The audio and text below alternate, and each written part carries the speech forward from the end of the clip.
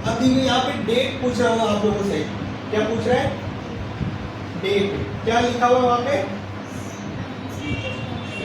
Financial year को हम लोग FY कहते हैं शॉर्टकट में, पता है? फाइनेंशियल ईयर को हम लोग FY कहते हैं, F से फाइनेंशियल, Y से year. Financial year beginning from, ये लिखा हुआ आप लोगों को। आगे डेट पूछ रहे हैं, उसके नीचे क्या लिखा हुआ है? क्या? 2024। यहाँ पे क्या लिखा है? नीचे वाले लाइन में क्या है? फाइनेंशियल ईयर बिगिनिंग फ्रॉम, नीचे क्या लिखा हुआ है? Books beginning from. Beginning from, यहाँ पे हम लोग देख रहे हैं फाइनेंशियल ईयर बिगिनिंग फ्रॉम मतलब हम लोग कहाँ से एंट्री करेंगे। ये वाला जो हमने कंपनी बनाया है, ये कब से काम करना है इसका, तो जब से काम करना है हम लोग यहाँ डालेंगे। तो सबसे पहले देखिए फाइनेंशियल ईयर कब से स्टार्ट होता है? बिगिनिंग का मतलब क्या होता है? स्टार्ट। तो कब से स्टार्ट होता है हमारा फाइनेंशियल ईयर? फाइनेंशियल ईयर का मतलब क्या करें ये समझना जरूरी है आप लोगों को। फाइनेंशियल ईयर होता क्या है? जैसे कैलेंडर ईयर होता है कहाँ से? जनवरी से लेकर दिसंबर तक। तो फाइनेंशियल ईयर क्या होता है? अकाउंट्स के वर्ल्ड में या जो भी इकोनॉमी है, इकोनॉमी में क्या कहते हैं? Financial year. फाइनेंशियल ईयर कहाँ से स्टार्ट होता है? अप्रैल टू मार्च। अप्रैल से स्टार्ट होता है, मार्च में खत्म होता है, फिर अप्रैल से नया स्टार्ट हो जाता है। ठीक है, तो अभी कौन सा फाइनेंशियल ईयर चल रहा है हमारा? अप्रैल 2024 गया, 24 गया। अब एंड को कहा हुआ ये वाला ईयर? मार्च 2025 पे जाके एंड हो जाएगा। ठीक है, तो ये ईयर कौन सा कहलाएगा? आप लोग जब भी फाइनेंशियल ईयर वर्ड यूज करेंगे, जैसे कैलेंडर ईयर में बोलते हैं 2024 चल रहा है, लेकिन फाइनेंस के वर्ल्ड में या इकोनॉमी वर्ल्ड में क्या कहते हैं इसको? Financial year. फाइनेंशियल ईयर कैसे बोला जाएगा? अभी हम बोलेंगे 2024-25 चल रहा है। क्या बोलेंगे? 24-25 चल रहा है, 2024-25 अभी चल रहा है हमारा फाइनेंशियल ईयर। समझ गए? तो अब ये फाइनेंशियल ईयर आप कहाँ से स्टार्ट करना चाहते हैं? कौन सी डेट से एंट्री कर रहे हैं? यहाँ पे आपका क्या लिखा आ रहा है? सबसे पहले 01/04/2024 ये लिखा आ रहा है वो सबका। तो ये कौन से फाइनेंशियल ईयर के लिए दे रखा है? ये कौन से फाइनेंशियल ईयर के लिए दे रखा है? ये दे रखा है 24-25 के लिए। अगर हम लोगों को एंट्री करना है किसी का 23-24 फाइनेंशियल ईयर में, तो हम लोग क्या करेंगे? यहाँ पे डेट चेंज कर लेंगे। अगर 23-24 में एंट्री करना होगा तो हम लोग कौन सा डेट डालेंगे यहाँ पे? यहाँ पे 23 कर देंगे। अगर हमें 22-23 में एंट्री करना होगा तो यहाँ पे क्या कर देंगे? 22 कर देंगे। 21-22 में करना होगा तो हम लोग क्या करेंगे? 21 बना देंगे। समझ गए? तो फाइनेंशियल ईयर बिगिनिंग फ्रॉम इस डेट का रिलेवेंस ये है। अभी हम आपको कुछ बिल्स देंगे, कुछ स्टेटमेंट देंगे, कुछ हम लोग डमी एंट्री करेंगे, कुछ प्रैक्टिकल एंट्री करेंगे। तो यहाँ पे ये डेट बहुत इंपॉर्टेंट होने वाला है कि हम लोग कंपनी जो क्रिएट कर रहे हैं उस समय पूछ रहे हैं हमसे कि कौन से डेट से आप काम करने वाले हैं। अगर यहाँ पे हम लोग 1/4/2024 डाल देंगे तो क्या ये 31 मार्च 2024 का एंट्री करने देगा मुझे कि नहीं देगा आपका टैली? इस वाले कंपनी में आप इस डेट का एंट्री नहीं कर सकते, या इस डेट से पहले का ही कोई एंट्री नहीं कर सकते। ये 1 जनवरी 2024 का भी एंट्री नहीं कर पाएंगे अगर आपने यहाँ पे 1/4/24 रखा है तो। समझ में आए? इसलिए आपको ध्यान देना है कि आप कहाँ से एंट्री करने स्टार्ट कर रहे हैं। उस डेट से पहले का आप कुछ कर नहीं पाएंगे अगर यहाँ पे आपने ये वाला चीज मिस्टेक कर दिया तो। इसलिए ये डेट डालना बहुत इंपॉर्टेंट है। तो फाइनेंशियल ईयर क्या होता है समझ में आया आप लोगों को?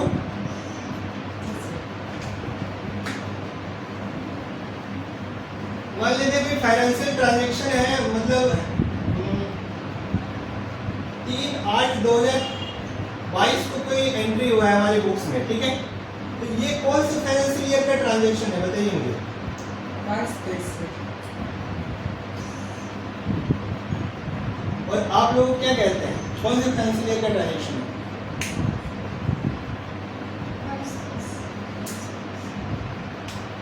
जो बोला उन्होंने वही कि अपना दिमाग भी लगाना है कुछ। आपका क्या कहना है?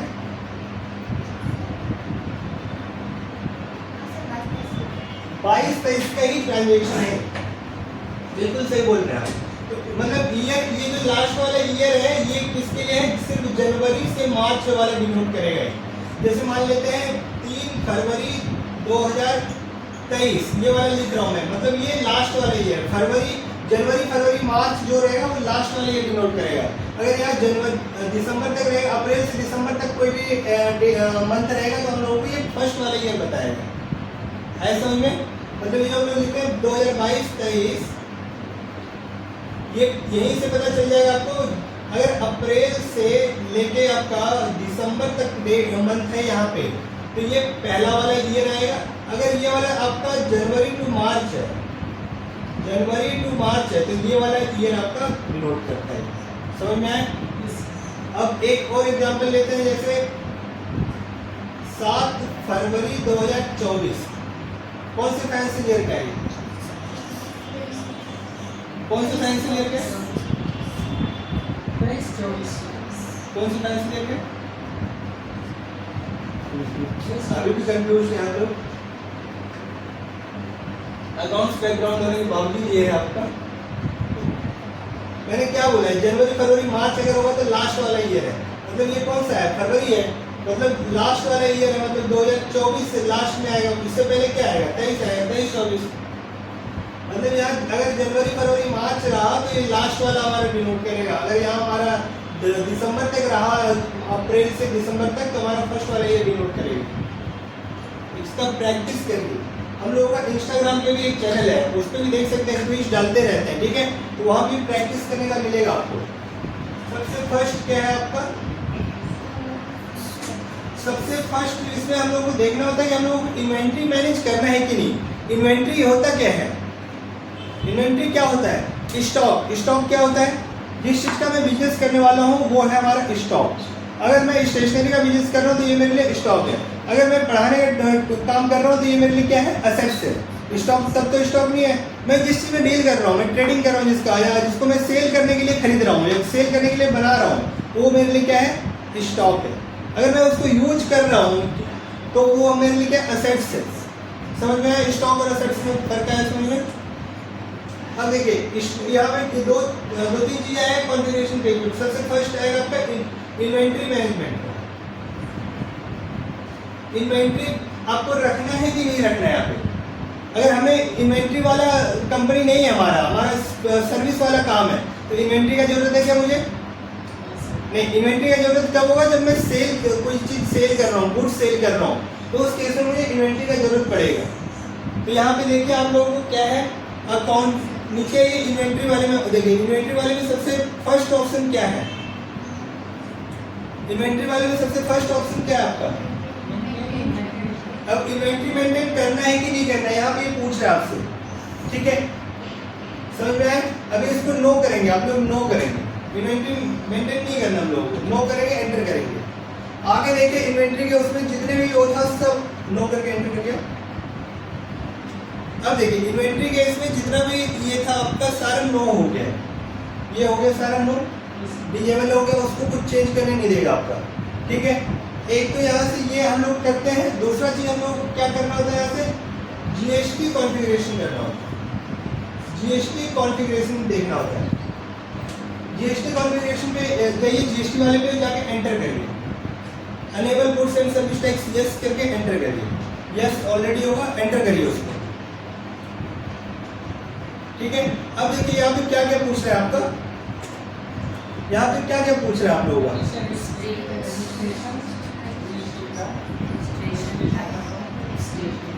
हाँ, सबसे पहले पूछ रहे हैं स्टेट, जो आपने स्टेट डाला होगा कंपनी जब बना रहे होंगे तो वही वाला स्टेट आ गया। उसके नीचे क्या है? रेगुलर है, कंपोजिशन है, एसजेड। तो हम लोग क्या करेंगे? रेगुलर ये भी रखेंगे, ठीक है? ये क्या होता है जब हम लोग जीएसटी डिस्कस करेंगे तो उस समय बताएंगे, ठीक है? रेगुलर क्या होता है, कंपोजिशन क्या होता है। तो उससे आगे बढ़िए, आगे क्या बता रहे हैं? हाँ, इसको नो ही रखेंगे, ये 99% में नो ही रहेगा आपका। उससे नीचे बढ़िए, क्या बोल रहे हैं? जीएसटी नंबर बोल रहे हैं, इसका पार्टी का जीएसटी नंबर क्या है आपका, ठीक है? तो यहाँ पे ये सारी डिटेल आएगा, पार्टी जो आप काम कर रहे हो जीएसटी उसका कैसा है। उसके नीचे देखिए, उसके नीचे क्या है? GSTR1 का बोल रहे हैं, पीरियोडिसिटी क्या है? GSTR1 क्या होता है? GSTR1 सेल्स डिटेल होता है। GSTR1 क्या होता है? GSTR1 रिटर्न होता है सेल्स का, सेल्स डिटेल। सेल्स डिटेल रहेगा इसमें, जो हम लोग रिटर्न डालते हैं जीएसटी का, ठीक है, तो उसमें हम लोग को क्या करना होता है, मंथली या क्वार्टरली ऑप्शन है हमारे पास कि ये वाले जीएसटी R1 जो सेल्स का डिटेल वाला रिटर्न है ये कैसे डाल रहे हैं आप मंथली। ये किसके लिए पूछ रहा है, आपके लिए पूछ रहा है, कंपनी के लिए पूछ रहा है, जिस कंपनी का आप काम कर रहे हैं। जैसे आपने अपना कंपनी क्रिएट किया, आपने अपना कंपनी क्रिएट किया, आपके बारे में बोल रहे हैं आपका कंपनी कैसे रिटर्न डालना चाह रही है इस पर, तो हम लोग मंथली अभी सिलेक्ट करेंगे, मंथली आगे बढ़ेंगे। ठीक है, आगे बोल रहे हैं ई इनवॉइस एप्लीकेबल करना है कि नहीं करना है। ई इनवॉइस होता क्या है, ई इनवॉइस होता है बड़ी कंपनी होती है, अभी इतना समझिए कि जो बड़ी कंपनी होती है उसको क्या करना होता है, इनवॉइस जो टैली से हम लोग जनरेट करेंगे उसको ई इनवॉइस बनाना पड़ता है। उसका ई इनवॉइस जनरेट करेंगे तो एक यूनिक कोड दे देता है जीएसटी डिपार्टमेंट बहुत बड़ा, ठीक है, वो इनवॉइस पे आ जाता है बन के हमारा, तो उसको अभी नो ही रहने देंगे, आगे बढ़ेंगे। इतना डिटेल है हमारा जीएसटी। आगे लास्ट में क्रिएट अनदर जीएसटी नो करिए, आगे बढ़िए। ठीक है, अभी और कुछ नहीं करना, इस पे सब नो ही रहने दीजिए, जैसा है वैसा रहने दीजिए, जैसा है वैसे ही रहने दीजिए। आगे एंटर करके एक्सेप्ट करिए, एंटर करिए, एंटर करके एक्सेप्ट करिए।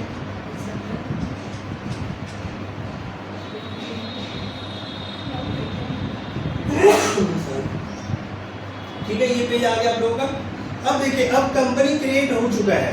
अब अगर इस कंपनी में कोई गलती हो गई, इसको चेंजेस करना है तो कैसे करेंगे, F3 प्रेस करेंगे, उसके बाद आगे काम जो भी होना है वो होगा। कुछ नहीं करना, अभी नहीं करना, बता रहा हूँ मैं बस। वो वाला फिल्म याद कर लिया करिए, कौन सा रेड बटन दबाने बोलता है, रेड बटन दिख रहा है कि नहीं दिख रहा है, बोलते दबा दिए, बोलता है दबाना नहीं है वहाँ पे। तो वैसे ही जो बोल रहा हूँ समझिए, पहले जो बोलूँ उसके बाद एक्शन लीजिए। अब यहाँ पे क्या करना है हम लोगों को, क्या करते हैं यहाँ पे नीता, हाँ यहाँ पे हम लोग लेजर क्रिएट करेंगे। सबसे पहले लेजर क्रिएट करेंगे, ठीक है। तो लेजर किसका बनाना है, सबसे पहले आप एक्सेल ओपन करिए। यहाँ पे कंपनी बन चुका है आप लोगों का, अब इसमें काम करेंगे। एक्सेल ओपन करिए, ओपन करिए एक्सेल। कैसे ओपन करेंगे एक्सेल, बंद क्यों करेंगे, यहीं से क्लिक कर लीजिए, यहाँ पे सर्च करिए।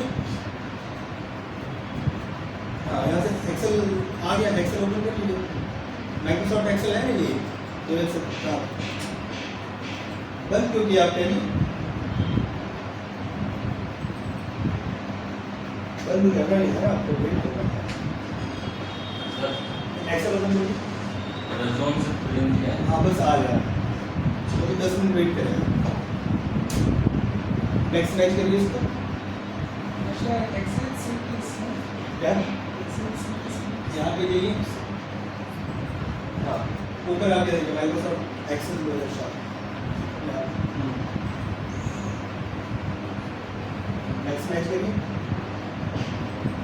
हाँ ठीक है, यहाँ से क्लोज करिए इसको, क्लोज करिए, नोट रिक्वायर्ड, ठीक है। अब यहाँ पे आप लोगों को क्या करना है,